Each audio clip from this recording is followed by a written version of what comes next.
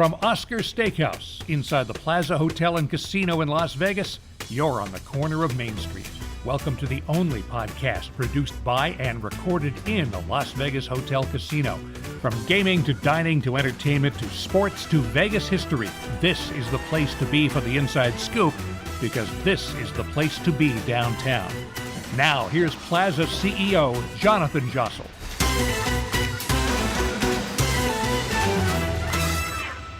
Bosh! And we're back. Little Bosh homage to our friends from England, Johnny Fisher, the boxer that just won on Saturday, and we sponsored him. We were on the shorts. Gary and I and about 10 of our team went out there to the Cosmopolitan to watch the fight. He won in about 30 seconds. It was a quick fight. It was like watching a Tyson fight in the 90s. That's right. He just came out guns blazing. Listen, he could be a big star. So we sponsored him. His father is a good friend of mine. He's a good friend. The whole family are lovely people. Started out a bit of a... The whole team was here for about a month? Yeah, they were training out of here. They were promoting from here. Really, some of the nicest people I've ever come across, all the way from England. And let me tell you, he has fans from around the world that traveled to be in Vegas for this fight. It was pretty cool. I would say 30% of the crowd was there just to see Fisher. Right. So there's some other bigger names on the card, but people came to see Johnny Fisher, which is a testament to him. Anyway, it was a fun weekend, and that was last weekend. And then now, as we're going into the biggest weekend, honestly, in the history of Vegas. Super weekend. Which has nothing to do with today's podcast. Absolutely nothing to do, which we recorded a while back, but is scheduled to go out today. And what is cool about today's podcast is in 2 weeks we'll be having a premiere for this documentary. Right. We've never kind of like used this podcast as a platform to promote a book or a podcast or a movie or a documentary, as a lot of podcasts do. But it was cool to have somebody on to tell a historical Vegas story in a documentary, to tell that story about it. And so hopefully you'll find this subjects of some interest. And a story that really needs to be told, too, to really put a bow on the history of Las Vegas. Yeah, you're right. And I mean, look, we have talked about whether it's segregation or some of the history of the West Side, the Moulin Rouge, the Rat Pack, all these different pieces and different... We touched on a lot of it with... Michael Green, right? The historian. And Creer. Yeah. As well, and Creer, right? yeah. So I know we did talk about some of these elements, but nobody's put a documentary together telling that story. And it's pretty funny in the episode, you'll hear us say to the guy, we should do a premiere here and now on, is it February 24th or when is it? February 24th, yeah. February 24th, we're doing a premiere of this new documentary and expecting a good turnout. And like Rich said, it's a story that needs to be told. So hopefully you find some interest in this episode. Yeah, we have some clips that we have in the middle of the episode too. So check those out, listen to everything so we can, get it going forward. Yeah, but now back on what's exciting. Well, the episode's very exciting, don't get me wrong. But the podcast... This is going to be probably the biggest weekend Vegas has ever experienced. Absolutely. There's Super Bowl no is doubt here about that. in Las Vegas. As we're speaking, there's a golf tournament going on at Las Vegas Country Club, my home course. The Live Tour is there, if you consider that a golf tournament. It is now, because John... no, sorry. But John Rahm has made it legit to me. I mean, it was always, there's some big names there, but John Rahm going there is a big deal. So there's the Live Tour right now. I'm going tomorrow to that. You got the Slap tournament at Durango. Right. You've got the Pickleball Open at the Plaza. And then you got the Super Bowl on Sunday. Oh, that. And just by the way, I mean, and we all debated this. I think it's two of the best teams for the city. I mean, they both have when I've been to Raiders games, other than maybe the Packers, these are two of the best traveling teams I've seen at a Raider game. I don't know if you would agree with that. Maybe the Steelers as well. But I think these two fan sets are definitely going to travel. Every hotel is going to be sold out. Our watch party is almost sold out, and that's... Right. We have almost 1,800 seats of watch parties in this building, and that's just one place. So to think about the amount of economic stimulus this is having for the economy, I had lunch with Steve Hill from the LVCVA last Friday, and man, was he busy. And he just to hear the things going on, the activations, the energy, the Taylor Swift effect, I guess, is real. Yeah. It's pretty exciting for Vegas, and the only question is, can we make this an annual tradition? Because it's going to be tough to beat this every year. We got to be in the rotation with Los Angeles and Miami and New Orleans. Well, you know what? I don't like to say when I'm wrong, but I was wrong. I was very wrong. I didn't think the Super Bowl could get that much bigger, so why bring it here? But I was wrong. It's much, much bigger. The rates are higher. The customer spend is higher. The demand is high. Now, if we had gotten, I don't know, Baltimore would it have been the same as these two teams? Some people say actually it would have been bigger if it had been like Baltimore and the Lions, because people like going to games where teams have never been, right? So like these two teams are pretty repetitive in the Right, they just played 4 years ago. 4 years ago. They did, and the Chiefs have been there 3 times in the last 5 years, I think, and 49ers were there not just 4 years ago, but maybe then they lost to Baltimore a few years ago. So, yeah, these are like two repetitive teams, whereas if you'd got new teams, some people say that would have been even bigger. But I don't know how it gets bigger, but I keep saying that. But And then Vegas you add the Taylor Swift effect. I mean, that is a very big deal for what's going on with the some Super people Bowl might and the say media it's coverage. the Taylor Swift Bowl. Yeah. So you're saying the Fontainebleau might actually sell some rooms this weekend? They might be full. They might, don't be nasty. Some of our Okay, friends I'll listen cut to this. that part No, out no, here. no. That's okay. No, we never cut out anything on this podcast. You said nasty things. That's your choice. You have to live with your decisions. And do. what is your official pick for Sunday's big game? I'm about to meet with Oscar in about 45 minutes to go over our props. Okay. So I'm definitely taking the coin toss. Heads or tails? I'm going to go on the record now, and everyone always says tails never fails, but I'm going heads. Okay. I'm going heads this year. I'll go with all my props. I'll give you my full props afterwards, Gary. I don't know them all yet. I usually go with like first touchdown scorer, but I think overarching, I'm taking the Chiefs. I hate to say it to all the 49ers fans. Chiefs were great to me. I took the money line on the championship game, plus 180. I was surprised how every sharp guy, every big bettor, everyone I knew was taking Baltimore in that game. Yeah. And every square like yourself was taking the Chiefs. But you guys did good. You guys won, and kudos to the Chiefs bettors. But yeah, I think it's going to be. What about you? I got the Chiefs, and I got Kelsey as MVP. That's also scary that I you think and it just ties all together. You and I shouldn't really agree on this, but the Kelsey. I don't hate that 12-1 for Kelsey to be MVP. Yeah. It's just tough for me when a wide receiver or tight end in this case. Typically, they're going to give it to the quarterback because however many yards he got, the quarterback got plus. So, but a couple of touchdowns for Kelsey would be. It just makes too much sense, doesn't it? They would love to give it to him. It'd be great PR. The question is, will he have 2 rings this weekend? Oh, is that That part would of be the, pretty is that part of the prop bets? whirlwind. 6 months. Is that part of the prop bets? I don't know. I don't know. But anyway, this really has nothing to do with today's podcast, but it is exciting. It's a great energy in Vegas. Hopefully the weather clears up. This has been a crazy few days, but it's got absolutely nothing to do with the documentary we're about to talk about. And hopefully you guys will enjoy this episode. Joining us is the founder of Sliction Culture. I'll probably butcher that a few times as we go. And the producer of a new motion picture, Across the Tracks, a Las Vegas Westside Story. Welcome, Emmett Gates, to On the Corner of Main Street. Thank you so much for joining us today. Thank you so much for having me. Absolutely. Good to have you here, Emmett. Welcome. You're familiar with Oscars? Yes. Great steaks. Been here. Yeah. It's good to have you down here. Thank you. And excited for this because we've never really, a lot of podcasts, they focus on documentaries, movies, books, and promoters. We've never really done this. We just talk about Vegas and history. But your documentary is all about Vegas and history. So it's pretty important to us. And to share that story, we definitely haven't touched on it enough in our episodes to this point. Right on. So thank you for taking the time to join us. And you're a Vegas local, right? You're a native from I've Vegas. been here my entire life. I know nothing else. Born and raised? I was born in Glendale, California, but my mother moved here when I was 1, so 1975. And ironically, this was her first casino job. Oh, really? What did she do here? She was a 21 dealer. Okay. And my father worked at the Las Vegas Club, so it's like they were both. Those are both of our joints. It's funny, so many of our podcast guests have some type of connection, or their family has some type of connection with either the Plaza or somewhere in downtown. I mean, you got to imagine if you moved to Vegas in the 70s, there wasn't much else. It wasn't much, yeah. This was right. it. This was not it, but there wasn't that much else going on. You have any early memories of Vegas? Oh, absolutely. I'm one of those people that remembers everything. Okay. I remember my entire life. So, yeah. Her first job, when my mother moved here, her first job was Union Pacific Phone Company. That was the phone company here. Mm-hmm. She had transferred from California.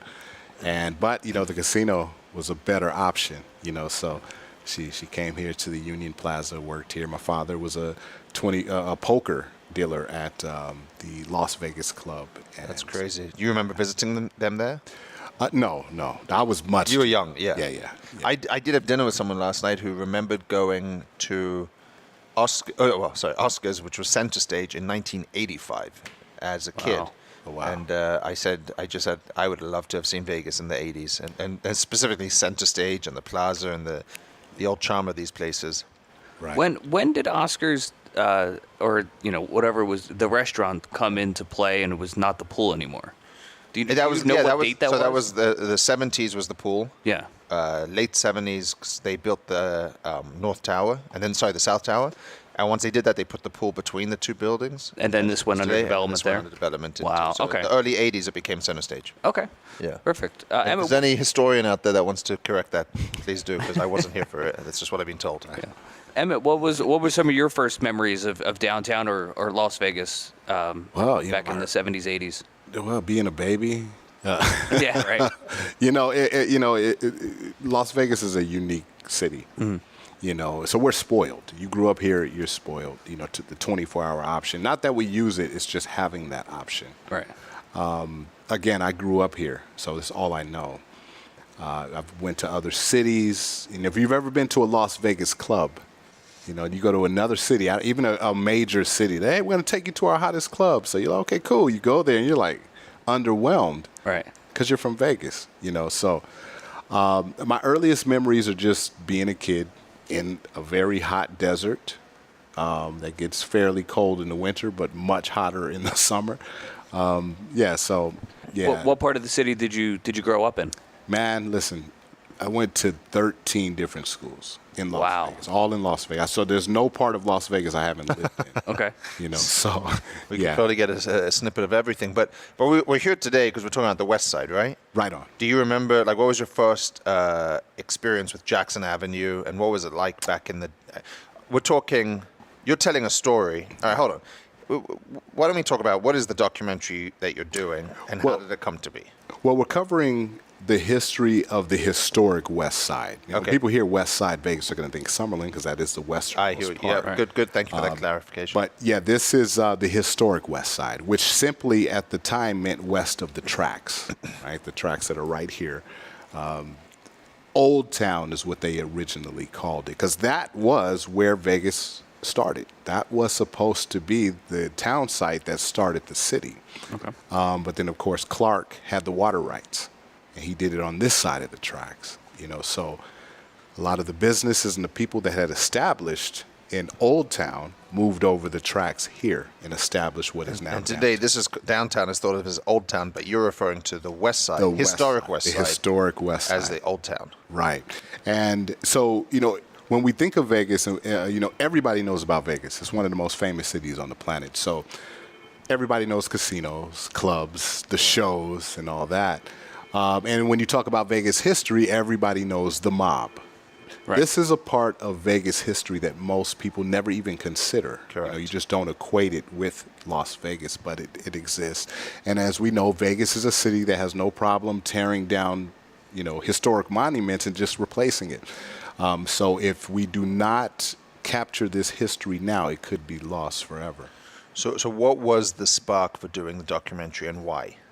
Well, growing up in Vegas, being a person of color, that was, I went to school there, I lived there, and there's such an illustrious history there, mm-hmm. and most people don't know. So I said, somebody has to tell this in a very serious way.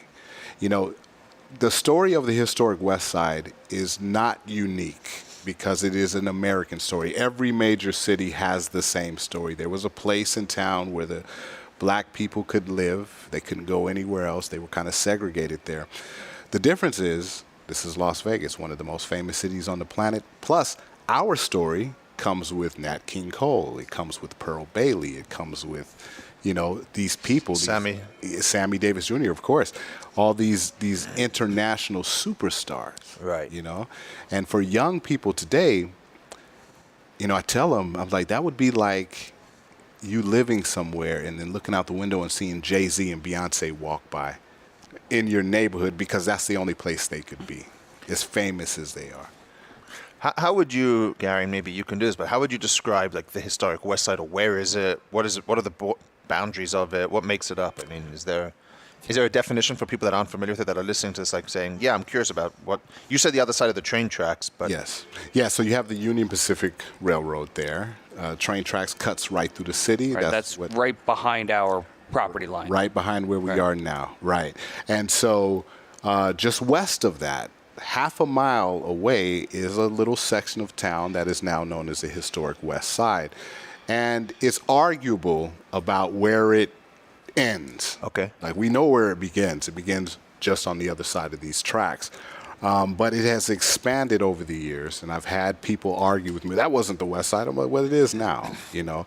So basically from Bonanza and I don't want to go, not even as far up as Martin Luther King, but just right over these tracks, all the way up to Rancho, really, would be considered the historic West Side. That's how much it has expanded since its, founding.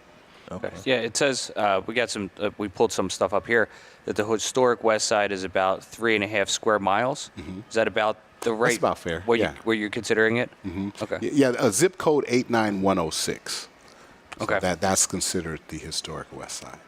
Perfect. So, what was the genesis of making this documentary? How did this process go to was it your getting it background? developed? Are you a film producer by trade? I'm an artist by trade, right? I helped establish what is now the arts district here. Oh. But I've always wanted to be a filmmaker. I just never had the money. So as a kid, I became a comic book artist.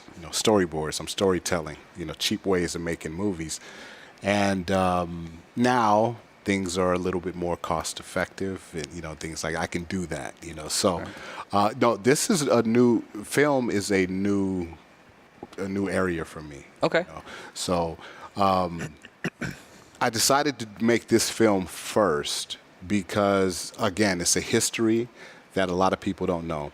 A lot of the elders who grew up there in the 1940s, late 1930s, they're still around. So I'm able to get firsthand knowledge of what that neighborhood was like and what it was like growing up there and living in Vegas at a time where essentially Jim Crow laws were in effect. So we're going to capture it now before it's too late and it's gone forever.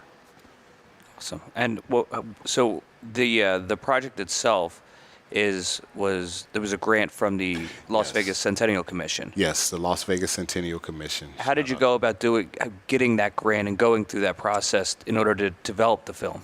Well, as you know, the Centennial Commission is all about preserving the history of Las Vegas. Right. This is a part of that history. And so I just made a proposal, fleshed out what it was going to be, what we were going to do, and what we hoped to accomplish with it. And I went in there, and they agreed. But they were very supportive? They were very supportive. Bob Stodall? Bob Stodall. He's part of this project. Okay. Well, he is the ultimate historian, him and Right. Senator Bryan. And Mike Green. Oh, yeah. Those guys are all part of this project, and they're really helping. Oh, okay. a lot. Well, that's good to know. They're definitely the people that know Vegas history better than anyone else in the world. That's I'm for sure. telling you, right on. I was just with Stodall a few nights ago. Okay. At the Beverly Theater, and he's really excited about the project. He's got some great intel that most people don't know that's gonna be in this film. So, yeah. A lot of people don't know, but the Centennial Commission is funded through the license plates in town. So if you buy a license plate, make sure you're donating to the Centennial Commission, which its entire organization is to preserve the history of Las Vegas. They do contribute to things like what you're talking about here. I've seen some other great projects they've been involved in, and they are also part of the El Dorado Rodeo and Parade in terms of supporting that and keeping that history alive as well. Yeah, and I'm glad you bring that up. It's important that people know that when you come here, you register your car, and you get that Centennial license plate, it's not going into the coffers. It's not going to the yachts and private jets. Golden Knights. Yeah, right. It is going in. Nothing against the Golden Knights license plate. Very nice license plate. Right on. But it goes into a pot that funds projects like this that preserve the great history of our city. Yeah. So, we've seen the preview of the documentary, and are we able to show any of that on the podcast? Oh, absolutely. Yeah. By the way, what do you think about doing a private screening of it here as a kickoff? Yeah. Well, what we're going to do, we're going to in January we're going to do Sundance, and then we're going to come here in February, and we're going to have an official red carpet premiere. Where are you doing this? That remains Here. Yeah, it's definitely going to be in Vegas. No, I know that, but like here. Could we do it here? Why not? Oh, we could in the Showroom, showroom. yeah. We still have an old classic showroom. I'll show it to you after the Oh, episode. please. Yeah, because We can do a red carpet there. We can do the whole thing. yeah, and we're gonna have all the people that are involved there, and some Vegas luminaries. I definitely the demand, because we went viral recently with the clip from the film, and the interest is so crazy. So we're gonna do a red carpet premiere. Okay. And then we're gonna open temporarily here in Vegas so that Vegas sees it first. Then we're going to hit the road again and do more festivals and try to get some proper distribution, because this story, we believe, is of interest to people even if they don't live here. It's a great story. Yeah. It's got people in it that everyone knows no matter where you are. And again, it's Vegas, one of the most famous cities on the planet. As a relative newcomer to Vegas, and you'll learn about history, you'll learn about the particularly brutal form of segregation in what, we'll use the G word, it was a ghetto, not that different than maybe Alabama, Mississippi, New York, and things like that, but maybe is surprising to some folks. But the geography of it is such much more spread out than those urban places. How did that influence how people lived and got on in that piece of real estate? That's a great question, and that's very interesting. Now, first of all, when we go back to the early Las Vegas, everyone lived in tents. Like, even no matter who you were, white or black, you lived in tents. You just set up shop where you could, and and it's funny when I'm talking to these elders who tell me about, being a child back then. I'm like, was the weather different? Did you guys have like cooler summers? Because like, how did you do that? But but the thing was, in Old Town or the historic West Side, the city government lost interest and didn't update and upgrade. So a lot of those people were in tents a lot longer than people on this side. Now, before the establishment of the historic West Side being a black stronghold, black people in Las Vegas lived right up the street from here in a place called Block 17, which was right next to Block 16. I never heard of that. Block 16, I know. I never heard of that. Yeah, Block 16 was a red light district. Yeah, that was here. Right next to it, right there on Stewart and Casino Center, right where Triple George is. That was Block 16, right across from the Mob Museum. That was the main slab of where black people could live. But they did have businesses here. They had businesses here. They had, they lived in other places kind of around here. But what happened was, once Hoover Dam was complete, that coincided with the time that Prohibition was over. Mm-hmm. So you could drink liquor. And at the same time, gambling was legalized, making Las Vegas a tourist destination. People would come here from all over the country just to see Hoover Dam. Oh, and we can gamble here and we can drink here. So that was the early, Las Vegas. So Ernie Cragen, who was the mayor at the time, he knew that the money that people were bringing, the people in this country with the most money were who? Oil men from the South, oil men from Texas, right? So those Jim Crow attitudes came here. So Ernie Cragen said, okay, black people, I'm going to need you to move to Old Town across the tracks, right? Wow. And it really wasn't a question, was it? It wasn't a question. If you had a business. A request. Yeah, if you had a business over here, okay, I'm not going to renew it unless you go to Old Town. So it kind of forced, black people to go there. Because before that, it was the Old Town or the historic West Side was a place where white railroad workers worked, Latinos, and Paiute natives lived there. If you go to the West Side School, which is the first school established in the city, that was a Paiute, Latino, and poor white school initially. Once black people were pushed over there, then it starts to become the black side of town. So that's 1940, early 40s. Yeah, I was going to ask you, when did that shift actually happen? Yeah. Because we were just coming out of the Depression, and that's when the Hoover Dam project started, and 10 Right. years from there. So Mayor Ernie Cragen figured, they're just passing through. if there's no work here, they're just going to go on to California or go someplace else. So he saw no need to upgrade anything on Old Town or the Historic Westside. So we're talking no plumbing. We're talking no paved streets. We're talking complete neglect, right? But what happened was, what he didn't understand is most of the black transplants that came here had come from the South, where there was real Jim Crow, oppression, right? And so it's similar to like an immigrant who may come here from a third world country. You could put them in the worst American ghetto. They're like, this is an upgrade. Right. You guys got guns? So what? What about grenades, And so what he failed to realize is these people weren't going anywhere, because even working in a casino as a maid or a porter, or back house stuff was still better than picking cotton on a sharecrop farm down south. Sure. And another thing was, black mothers didn't have to worry about being woken up in the middle of the night to horse hooves approaching her home because the Klan was there to lynch her son. There was a Ku Klux Klan presence in Vegas, but it never took hold because even the white people here was like, get out of here. They didn't take them serious. So that alone, because black people were used to Jim Crow laws. They were used to, but... And this was still this was still a relatively new city. It was a new city. For everybody. But yeah, but think about it. Like, you come here from Louisiana, you're picking cotton, all your cousins are picking cotton. Then you come here, you get a job as a porter. You're in an air-conditioned environment, and it's just kind of like, hey, you stay out of their way, we stay out of ours.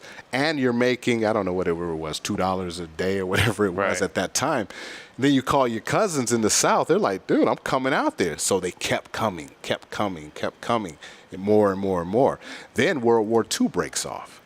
Magnesium mine and, all these, so the casinos kept building. They needed more people, more tourists coming in. Now they need more workers, right? And so Cragen couldn't stop that, but he still neglected the West Side. And so what those people started doing was building their own. Yeah. What an insight into that. Yeah. And having seen the clip, a lot of it does focus around, in the 50s, the Moulin Rouge. Yeah. That's the main... Is that the primary story? No. Okay. No, the Moulin Rouge is a story that everybody kind of knows about. Right. So this documentary is more about the people who grew up there, who stayed there, right? You have people like Councilman Cedric Creer. Yep. Commissioner... He was a guest on our podcast. Oh, right on. A few episodes ago. Right on. And perhaps our future mayor. Oh, yeah, absolutely. Here's a guy who grew up here. He grew up in that neighborhood. Yep. He does pretty well with his marketing company. He could live anywhere. Instead, he decided to put his money where his mouth is and invest and make change in his neighborhood. Same thing with Commissioner William McCurdy. You have, the people who grew up there who are trying to make that change there, And so... we just interviewed Creer not long ago. Yeah. We're going to do McCurdy soon as well. Very nice. If you could describe the culture of the West Side, because I think of most people, especially that listen to our podcast, don't think of Vegas having any type of culture, right? I mean, we've been trying to give that to the listeners, but most people just think of the Strip downtown, what have you. So describe what that culture is over there and what that neighborhood represents. The neighborhood right now is full of hope now, right? Because there's a focus on the historic West Side. Investors are willing to come in. Now, the biggest fear, of course, is gentrification. Pricing the people out of pricing the people out, extending downtown into that. Now, you got to keep in mind the historic West Side is the highest point in Las Vegas, so it never floods. You know how everything else floods? It never floods. I did not know that. Yeah, everything. So it's prime real estate. And the people there know that. And so right now, the neighborhood is slowly seeing that investments are being made. What's most important to us is that the heritage is maintained. No matter how much money goes in and who comes in, the heritage must be maintained. Just like you go to Chinatown, anybody can go there, anybody can invest there, but when you get there, you know what heritage is being honored. Yeah. And that's all we have in Vegas So we want to make sure that the heritage is honored. So, Well, it's crazy because that's pretty much what we've done here at the hotel for the plaza.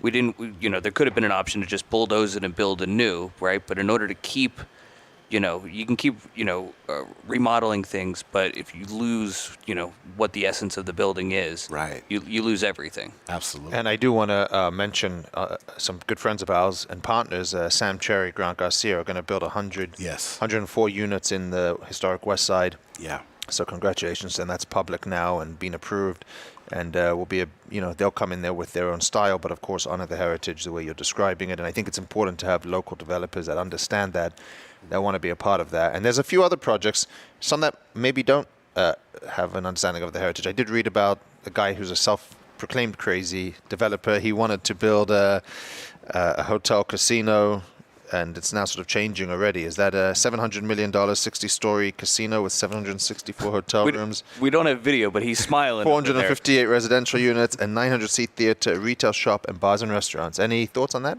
happening? So this is the project where the Town Tavern was. Right? Okay. That's what you're talking about. Yes, you're right. There was Harlem would Nights. occupy the space where the new Town Tavern once stood. That abandoned building was destroyed by fire on October 15th. Yeah, it's kind of crazy. Just they don't have to worry about the But anyway, there's a lot of skepticism around him. Yes, there seems to be. Yeah. I've met him. He seems like a cool guy. There was some meetings about that some of the neighborhood came out and they kind of grilled him, people are just afraid of being displaced. Sure. That's what it is. Of course. And so. So we don't want to take up too much of your time, and we don't want to ruin the documentary for those that are going to be watching this, and hopefully everyone's going to watch it. But I do have 3 questions about the documentary for you, if you can answer them. Please. Yeah. What was your biggest surprise in doing it? What caught you off guard? What did you learn? What did you take away as the biggest surprise in researching it or doing it? If you can say one thing. There's so many. Yeah. So many things. Anything that stands out? Let me think about that. Because there's so many of them. Just talking to the people that were there. Yeah. Long before I was born, and just we had outhouses. I'm like, what? And the way they air conditioned and stuff like that. I guess. Oh man, that's tough. You don't have to. Yeah, there's too many. Yeah. If it comes to you later on, that's okay. Well, okay. Hopefully the next one will be easier. It sounds like you've already answered this, though, actually, because I asked you a little bit about this, and you said it's the people. So the question is, what do you want people to take away from this? What do you want the message to be? That is it an insight into the people that made the Historic Westside, or how would you phrase it in your own words? What I would like is for the young people today, and for everyone, to recognize that neighborhood exists. Those people have existed. They have struggled there. And, I want people to understand that, again, this is an American story. Every big city has this same story. But this is Vegas. When you drive up Lake Mead and you're going past that from east to west, it looks really nice. You got the Agassiz School, you got Doolittle, you got all that. It's all really nice. Is Lorenzi Park in the Historic Westside? Lorenzi Park is on the cusp. It's on the border, right? It's on the cusp. Yeah, which is ironically, when Lorenzi Park first was established, black people were not allowed in that park. Oh, really? Yeah, but my first hip-hop concert, 1983, was at Lorenzi Park. Who was it? Houdini. Okay. Houdini and Dr. Jekyll and Mr. Hyde. Okay. All right. And so, that was in Lorenzi Park, so that's how far we've come as far as that. But that's right on the cusp. So go back to the question. What the takeaway is you want people to understand? I want to establish that history before it's destroyed. Again, Vegas is a city. Yeah. Now, you guys remember the Landmark? Of course. The most Jetson building ever. It's gone. Kids today, they drive past there on Desert Inn. They have no idea. Correct. We want to make sure that this history is solidified and that people know. So I don't care when you go or who goes there, where you're standing. Oh, this is where these things happen. Right. And they'll never forget that. Okay, and the third thing, although you've already mentioned that it wasn't the primary focus of the documentary, but for those listening, what was the Moulin Rouge? Why did it only last 5 months, and what is it today? The Moulin Rouge was the first integrated resort in Las Vegas. You know, in a lot of ways. That's a big deal. America. Yeah, right. You know, it was a place where, because think about it, these black people had been working in these resorts for years, you know, as maids, as porters, you know, working in the kitchen. You know, all back of house. All back of house. You had to come in through the back and go out through the back. And the entertainers with names like, again, Nat King Cole, Sammy Davis Jr., they would get on stage for all-white audiences and be treated like kings. They were paid like kings. However, as soon as those lights went off, they too had to go through the back and had to, you know, exit stage left and go to the west side and stay there, right? So now you have a resort with the same amenities that all of these people could only wonder about. I work there, I hear the excitement, and, you know, I can, you know, now I can participate, right? And there's great pictures. Sadly, there's not a lot of video or any video that I found of the Moulin Rouge in its 6 months heyday. Okay. Plenty of pictures, though. And you can see integrated audiences in there, black people and white people alike, enjoying shows there. Now, as far as why it closed down, that's controversial. People, you know, some people say it was a money grab. Some people say it was the mob that shut them down. We really don't know. All we know is... it only lasted 5 months. Yeah. Ironically, before the bus boycotts began in the South, you know, we were already on this integrated thing here, you know. I think the biggest problem was you had, you know, Sammy, you know, he'd get kicked off the strip. Yep. You know, all these black luminaries would just go there and they would just perform. Sammy was friends with who? You know? Yeah. They started coming. And who are they going to bring with them? All the high rollers, all the showgirls, everything from the strip over there.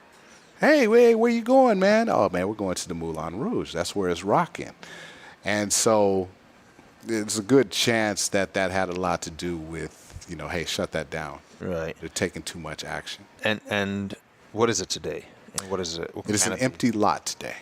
But the sign is still there, and it's been preserved, and the license has been preserved, if I'm not mistaken. Well, from what I understand, an Australian businessman owns the land now, and he's expressed interest in bringing it back. But that's a talk that's been going on for forever, a decade and a half, you know. So 2014, I went over to the day of... You went to the Palomino across the street? No, I went... Well, that's another story, whole other podcast. But I went to the one day a year where the semi with all the video poker machines comes so they can preserve the license. Actually won a couple $100. And at that time in summer 2014, somebody was handing out brochures with images of we're going to bring it back and we're going to do this and all that. And that's happened, half a dozen times since then, right? I have faith that it's going to happen for real now. Okay. I have faith that the promises are going to be made and kept this time. Yeah.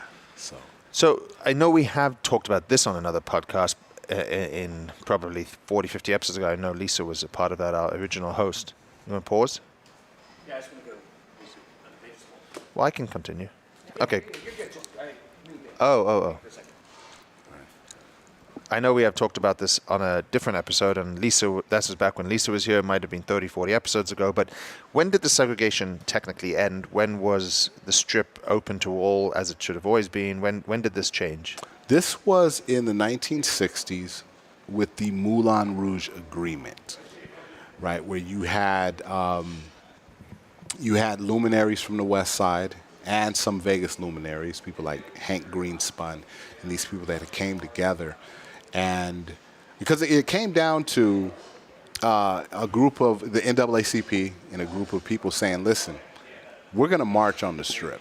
Yeah. You know, this is ridiculous. You know, we're going to march on the strip and we're going to disrupt your activities, right? And I think it was Mo Dalitz. And again, I got to sit down with Mike Green and Bob Stoddall to get these particulars right. Who made the call and said, you know what? we gotta, it's cool. Because, he's a smart guy. He's like, we are missing some money here. They have money too. And if nothing else, the Moulin Rouge taught them that.